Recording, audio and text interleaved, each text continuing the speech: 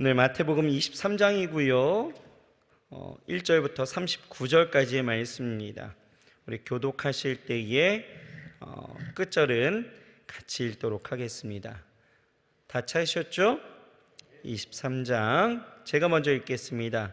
이에 예수께서 무리와 제자들에게 말씀하여 가라사대 서기관들과 바리새인들이 모세의 자리에 앉았으니 그러므로 무엇이든지 저희의 말하는 바는 행하고 지키되 저희의 하는 행위는 본받지 말라. 저희는 말만 하고 행치 아니하며 또 무거운 짐을 묶어 사람의 어깨에 지우되 자기는 이것을 한 손가락으로도 움직이려 하지 아니하며 저희 모든 행위를 사람에게 보이고자 하여 하나니 곧 그 차는 경문을 넓게 하며 옷수를 크게 하고 잔치의 상석과 회당의 상자와 시장에서 문안받는 것과 사람에게 랍비라 칭함을 받는 것을 좋아하느니라. 그러나 너희는 랍비라 칭함을 받지 말라. 너희 선생은 하나요 너희는 다 형제니라.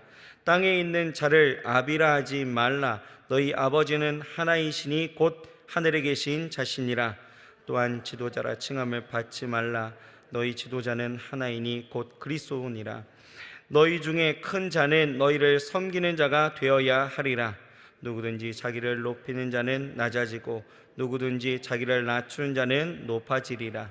화 있을진저 외식하는 서기관들과 바리새인들이여, 너희는 천국 문을 사람들 앞에서 닫고 너희도 들어가지 않고 들어가려 하는 자도 들어가지 못하게 하는도다. 화 있을진저 외식하는 서기관들과 바리새인들이여, 너희는 교인 바다와 육지를 두루 다니다가 생기면 너희보다 배나 더 지옥 자식이 되게 하는도다. 화 있을진저 소경된 인도자여, 너희가 말하되 누구든지 성전으로 맹세하면 아무 일 없거니와 성전의 세금으로 맹세하면 지킬지라 하는도다. 우맹이요 소경들이여, 어느 것이 크뇨? 그 금이냐? 금을 거룩하게 하는 성전이냐? 너희가 또 이르되 누구든지 제단으로 맹세하면 아무 일 없거니와 그 위에 있는 예물로 맹세하면 지킬지라 하는도다. 소경들이여, 어느 것이 크뇨? 그 예물이냐? 예물을 거룩하게 하는 제단이냐? 그러므로 제단으로 맹세하는 자는 제단과 그 위에 있는 모든 것으로 맹세하미요, 또 성전으로 맹세하는 자는 성전과 그 안에 계신 이로 맹세하미요, 또 하늘로 맹세하는 자는 하나님의 보좌와 그 위에 앉으신 이로 맹세함이니라. 화 있을진저 외식하는 서기관들과 바리새인들이여, 너희가 박하와 회당과 근처에 11조를 들이되 율법에 더 중한 바 의와 인과 신은 버렸도다. 그러나 이것도 행하고 저것도 버리지 말아야 할지니라. 소경된 인도자여, 하루살이는 걸러내고 약대는 삼키는도다.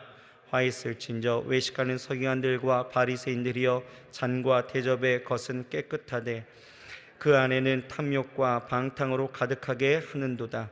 소경된 바리새인아, 너희는 먼저 안을 깨끗이 하라. 그리하면 겉도 깨끗하리라. 화 있을진저 외식하는 서기관들과 바리새인들이여, 회칠한 무덤 같으니 겉으로는 아름답게 보나 그 안에는 죽은 사람의 뼈와 모든 더러운 것이 가득하도다. 이와 같이 너희도 겉으로는 사람에게 옳게 보이되 안으로는 외식과 불법이 가득하도다. 외식하는 서기관들과 바리새인들이여, 너희는 선지자들의 무덤을 쌓고 의인들의 비석을 꾸미며 가로되 만일 우리가 조상 때에 있었다면 우리는 저희가 선지자의 피를 흘리는데 참여하지 아니하였으리라 하니, 그러면 너희가 선지자를 죽인 자의 자손됨을 스스로 증거함이로다. 너희가 너희 조상의 양을 채우라. 뱀들아, 독사의 새끼들아, 너희가 어떻게 지옥의 판결을 피하겠느냐? 그러므로 내가 너희에게 선지자들과 지혜 있는 자들과 서기관들을 보내매 너희가 그 중에서 덜어는 죽이고 십자가에 못 박고 그 중에 덜어는 너희 회당에서 채찍질하고 이 동네에서 저 동네로 구박하리라. 그러므로 의인 아벨의 피로부터 성전과 제단 사이에서 너희가 죽인 바가랴의 아들 사가랴의 피까지 땅 위에 흘린 의로운 피가 다 너희에게 돌아가리라. 내가 진실로 너희에게 이르노니 이것이 다 이 세대에게 돌아가리라. 예루살렘아 예루살렘아 선지자들을 죽이고 내게 파송된 자들을 돌로 치는 자여, 암탉이 그 새끼를 날개 아래 모음같이 내가 내 자녀를 모으려 한 일이 몇 번이냐. 그러나 너희가 원치 아니하였도다. 보라, 너희 집이 황폐하여 버린 바 되리라. 같이 있습니다. 내가 너희에게 이르노니 이제부터 너희는 찬송하리로다. 주의 이름으로 오시는 이여 할 때까지 나를 보지 못하리라 하시니라. 아멘. 자, 효행복 교재를 같이 보시겠습니다. 오늘 제목은 예수님의 슬픔입니다. 자, 마태복음 23장 37절이 6절 말씀이지요. 같이 한번 읽습니다. 예루살렘아 예루살렘아 선지자들을 죽이고 내게 파송된 자들을 돌로 치는 자여, 암탉이 그 새끼를 날개 아래 모음같이 내가 내 자녀를 모으려 한 일이 몇 번이냐. 그러나 너희가 원치 아니하였도다. 아멘. 내용의 말씀을 같이 읽습니다. 예수님은 마지막 설교를 통해 하나님의 진노를 사는 7가지 행위를 지적하시며 유대 종교 지도자들을 통렬하게 비판하신다. 첫째, 자신도 천국에 들어가지 않고 다른 사람들도 천국에 들어가지 못하게 하는 것이다. 둘째, 잘못된 가르침으로 하나님에게서 멀어지게 하는 행위이다. 셋째, 하나님의 말씀 대신에 인간의 전통을 따르도록 하는 행위이다. 넷째, 온갖 사소한 조항에 얽매이니라 정말 중요한 것, 의와 인과 신은 버리는 행위이다. 다섯째, 속은 부패하여 악취가 나는데도 겉만 번지르르한 모습이다. 여섯째, 죄악을 감추고 영적인 것처럼 가장하는 것이다. 일곱째, 과거의 역사에서 교훈을 얻었다고 하지만 현재 아무것도 달라진 것 없이 여전히 죄의 자리에 머무는 것이다. 예수님 당시 종교 지도자들은 최고의 명예와 권력과 존경을 누리는 그룹이었다. 그러나 그들은 자신이 가진 권력과 명예와 재물 때문에 하나님으로부터 멀어졌다. 하나님을 예배하는 중심지였던 예루살렘은 하나님을 버렸고 그들을 돌이키기 위해 보낸 하나님의 사람들을 죽였다. 그들은 하나님의 선민이었지만 하나님께 기쁨이 되지 못하고 오히려 아픔이 되었다. 예수님은 그들을 모으고 회개시키려고 하셨지만 백성들은 원치 않았다. 그들을 구원하러 오셨지만 그들은 예수님을 인정하지 않았다. 소위 7 저주라 불리는 예수님의 혹독한 저주는 예수님께서 그들을 얼마나 사랑하시는지를 역설적으로 보여주는 탄식이다. 그렇게 혹독한 비판을 퍼부을 만큼 심히 아파하신 것이다. 예루살렘의 성전이 건축되었을 때 하나님과 백성들이 얼마나 기뻐했는가. 바벨론 군대가 예루살렘을 초토화시킬 때 예레미야가 흘렸던 눈물은 바로 하나님의 눈물이었다. 예수님은 지금도 예수님을 거절함으로 멸망함을 자초하는 사랑하는 백성들을 보며 슬퍼하고 계신다. 믿는다고 하면서 빛과 소금이 되지 못하고 직분 잘하고 하면서 대접만 받으려는 성도들은 보고 눈물 흘리신다. 예수님은 믿음도 행함도 버리지 말라고 말씀하신다. 과연 나는 말과 행동에 일치하는 섬기는 자인가? 혹시 외식하는 교인은 아닌가?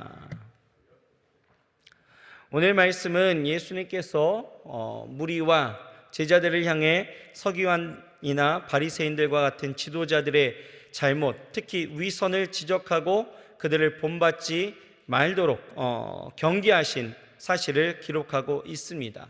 그러면서 이 서기관과 바리새인들을 향해서 주님은 화 있을진저 하면서 7가지 화를 선포하시면서 그들의 잘못을 낱낱이 밝히시는데요.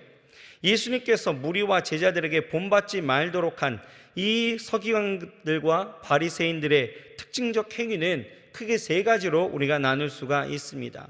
첫째는 언행의 불일치이죠. 서기관들과 바리새인들은 모세의 자리, 곧 율법에 가르치는 위치에 있던 자신들이었습니다. 따라서 그들은 백성들에게 율법을 바르게 가르치고 행위에 있어도 모범이 되어야 했다라는 것입니다. 하지만 그들은 모범을 보이기는커녕 말만 앞세우고 율법을 오히려 백성을 통제하는 수단으로 삼았다라는 것입니다. 둘째는 외식이었죠. 그들은 잘못된 경건을 과시할 자신의 그 경건을 과시할 그 목적으로 경문을 넓게 하고 옷수를 크게 하면서 정작 경건의 능력을 갖추지 못했던 그런 모습들을 우리에게 보여주고 있습니다. 셋째는 지나친 교만과 명예욕이었죠. 즉 그들은 항상 사람들에게 대접과 높임을 받고자 했던 것입니다. 이러한 그들의 모습은 언제나 언행이 일치하고 오직 하나님의 말씀에 자신을 복종시킬 뿐만 아니라 항상 자신을 낮추어 섬김의 삶을 살았던 우리 예수 그리스도의 그 모습과는 정반대의 것으로서 사실 자칫 이 모습이 우리가 빠지기 쉬운 모습 중에 하나이다라는 것입니다. 그래서 좀 더 구체적으로 오늘 우리가 깨닫게 하시는 하나님의 말씀을 좀 듣고자 한다면요, 바로 우리는 서기관과 이 바리새인들의 모습을 통해서 자신의 이 자리에 대한 합당한 의무와 책임을 다해야 함을 오늘 우리에게 깨닫게 하신다라는 것입니다. 자리가 주어졌을 때 의무와 책임을 우리는 다할 수 있어야 된다라는 것이에요. 2절 말씀을 보게 되어지면 서기관들과 바리새인들이 모세의 자리에 앉았으니 라고 말씀하고 있죠. 여기서 모세의 자리라는 것은 원래 회당에서 서기관들과 이 바리새인들이 앉았던 그 율법을 가르칠 때 앉았던 그런 의자를 가리키는데, 여기서 말하는 이 모세의 자리라는 것은 문자 그대로의 그 의미보다는 모세의 위치나 그런 권위가 가지는 그런 상징성을 표현했다는 것입니다. 다시 말해서 이스라엘 역사상 이 모세는요, 하나님으로부터 율법을 받아 이스라엘에게 전해준 인물로서 누구도 그를 능가할 수 없다 생각하니까 이스라엘에게 있어서 이 모세는 거의 신적 수준에 해당했다는 거예요. 그렇게 추앙받았다는 거죠. 그러니까 모세의 자리라는 것은 그야말로 절대의 권위의 자리를 우리에게 말하는 것입니다. 당시 이스라엘 랍비, 즉 선생이라 자처하던 바리새인들과 서기관들은요, 그래서 입만 열면 나의 스승은 누구이고 그 스승의 스승은 누구이고 하면서 계속 거슬러 올라가서 결국 모세를 언급하면서 자신들이 모세의 정통성을 이은 후계자라고 이렇게 늘 강조하면서 있었는데요. 그런데 문제는 어디 있습니까? 다 괜찮아요. 다 괜찮은데 그들이 이렇게 자신들을 모세와 연결시키면서 스스로 높이는데 열중했지만 정말 중요한 것은 율법, 정작 이 율법을 해석하고 가르치는 자로서의 책임 있는 삶은 살지 않았다라는 거예요. 그러한 삶이 결여되어져 있었다라는 거죠. 이는 마치 이스라엘 백성들이 스스로 나는 아브라함의 자손이라고 자부하면서 그렇게 자랑하면서 실제 그들의 삶에 있어서는 아브라함이 보여준 그런 믿음의 행동과는 전혀 다른 그러한 삶의 모습을 갖고 있었던 것과 마찬가지라는 것입니다. 우리도 마찬가지 아니겠습니까? 우리들은 바리새인들과 서기관들을 비판하면서 정죄하면서 우리는 안 그런 척하지만 우리도 그렇잖아요. 우리도 예수 믿는 자다. 내가 예수를 따르는 사람입니다. 내가 예수의 가르침을 받는 자입니다. 내가 하나님의 자녀입니다. 늘 주장하지 않습니까? 왜요? 하나님이 우리에게 주신 직책과 직분이 있거든요. 베드로전서 2장 9절을 보면 뭐라고 이야기합니까? 오직 너희는 택하신 족속이고 왕같은 제사장이고 또 거룩한 나라이고 그의 소유된 백성이래요. 또 이사야서 43장 1절을 보면 뭐라고 이야기합니까? 너는 내 것이라고 하나님이 말씀하시는 그런 부분들도 있고, 또 로마서 8장 16절을 보면 우리가 하나님의 자녀이고 또 성령이 이를 증거하신대요. 17절을 보면 하나님의 자녀이면 하나님의 후사, 그의 기업과 영광이 우리의 것이랍니다. 이렇게 우리의 정체성은 분명해요. 그래서 우리가 그렇게 믿음으로 늘 고백하고 있지 않습니까? 내가 하나님의 자녀입니다. 내가 예수 그리스도를 따라가고 있습니다. 내가 하나님의 후사입니다. 그런데 문제는 어디에 있습니까? 직위와 이런 직분이 주어진 만큼 특권은 많아지고 의무는 적어진다라고 착각하고 있다는 것입니다. 여러분 정말 그렇습니까?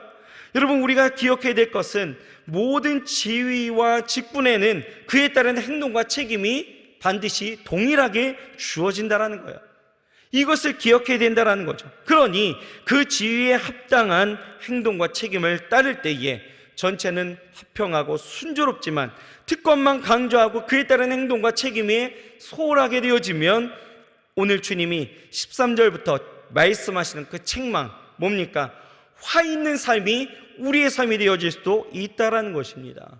그러므로 여러분, 만일 여러분들의 더 높은 직분을 사모하고 내가 하나님의 자녀가 되었고 또 그 후사로서 하나님의 기업을 얻고자 하신다라면 그에 합당한 믿음과 또 덕을 달라라고 우리는 기도해야 될 줄 믿습니다. 하나님이 우리에게 요구하시고 원하시는 것은 우리의 굴림이 아닙니다. 섬김과 덕이 있는 삶인 것을 믿으시기 바랍니다. 그리고 무엇보다도 말과 행동이 일치하는 삶인 거예요. 3절 말씀을 보면 예수님께서 말씀하는 것이 무엇이든지 저희의 말하는 바는 행하고 지키되 저희의 행위는 본받지 말라라고 하시죠. 왜요? 저희는 말만 하고 행하지 않았기 때문입니다. 여러분, 우리는 말과 행동이 일치되는 그러한 삶을 살아야 될 줄 믿습니다. 머리에 입력되어 있는 하나님의 선하심의 그 말씀이 온전히 내 삶에도 사라져야 된다라는 것입니다.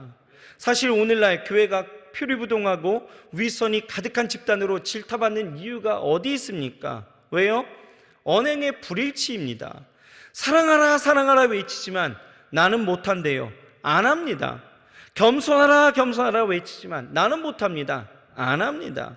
그러니 하나님 앞에 영광 돌려야 될 삶이 그 영광을 다 훼손하는 삶이 되었다라는 것입니다. 여러분, 우리로 인해 하나님의 영광을 얻으시는 것은 고사하고 욕을 듣는다라면 여러분, 이것이 정말 하나님 앞에서의 온전한 삶일까 우리는 생각해야 된다라는 것입니다. 마태복음 5장 16절을 보면 이렇게 나와 있습니다. 저희로 너희 착한 행실을 보고 하늘에 계신 너희 아버지께 영광을 돌리게 하라 라고 말씀하고 있습니다. 다시 한번 말씀드릴까요? 저희로 너희 착한 행실을 보고 하늘에 계신 너희 아버지께 영광을 돌리게 하라, 이렇게 말씀하시는데 이것이 정상적인 성도의 삶인 것을 우리는 깨달아야 될 줄 믿습니다. 우리는 오늘의 삶을 통해 맡겨진 삶의 자리에서 말과 행실을 일치시킬 수 있어야 될 줄 믿습니다. 여러분, 내 힘으로 부족하면 끊임없이 여러분 성령님께 도움을 간구하시길 바랍니다. 물질을 달라, 행복을 달라 이런 기도만 하지 마시고요, 나의 삶이 변화되어 그렇게 될 수 있도록 성령님의 그 도우심을 여러분 간구하면서 나아갈 수 있기를 주의 이름으로 축원합니다. 이런 삶이 과연 하나님의 영광을 높이게 되어지고 하나님 앞에 칭찬받는 자랑스러운 그런 삶이 되어질 줄 믿습니다. 온전히 오늘도 우리가 말을 하고 행동하는 그 삶의 자리에서 이것이 정말 하나님의 자녀로서 일치되어지는 그 거룩한 삶을 살아낼 수 있는 저와 여러분들이 되어야 할 줄 믿습니다. 기도하겠습니다. 하나님 감사합니다. 오늘 우리에게 주시는 이 말씀을 기억하게 하시옵소서. 우리가 살아가는 삶의 자리에서 늘 우리의 언행이 일치되어지는 거룩한 삶을 살아가기를 소망합니다. 내가 하나님의 자녀라 늘 고백하고 하나님의 백성이라 말하지만 하나님 우리에게 주신 이 자유와 또한 하나님이 주신 직분과 하나님이 주신 이 지위를 가지고 아버지라며 그만큼 책임감 있게 생명력 있게 살아갔는지를 다시 한번 돌아보게 하시고 하나님 안에서 온전한 삶, 하나님의 영광을 드높이는 거룩한 삶을 살아가기에 부족함이 없도록 역사하여 주옵시고, 때로는 우리의 연약함 속에 하나님 정말 이 말과 행동을 일치하는 것이 너무나 힘든 우리의 어려움들도 있사오니 하나님 주의 성령께서 우리의 삶을 돌보시고 인도하여 주셔서 하나님의 말씀대로 하나님의 자녀답게 하나님이여 하나님 나라의 기업의 후사답게 온전히 살아갈 수 있도록 주여 축복하여 주옵시고, 아버지 하나님의 우리의 착한 행실을 보고 저희들이 정말 아버지 하나님이여 하나님 앞에 영광을 돌리는 그 거룩한 일들이 또한 일어나게 하여 주옵소서. 그것이 우리의 삶의 전도가 되게 하시고 삶으로 드러내는 살아계신 하나님의 역사가 되게 하셔서 많은 이들이 주께로 돌아오는 거룩한 그 삶의 역사들이 또한 나타나게 하여 주시옵소서. 이 한 날 하나님 앞에 다시 한번 삶을 맡기오니 하나님 함께하여 주시옵시고 아버지 하나님, 우리가 화 있는 삶이 아니라 복 있는 삶이 될 수 있도록 주여 축복하여 주옵소서. 예수님의 이름으로 감사하며 간절히 기도드렸사옵나이다. 아멘.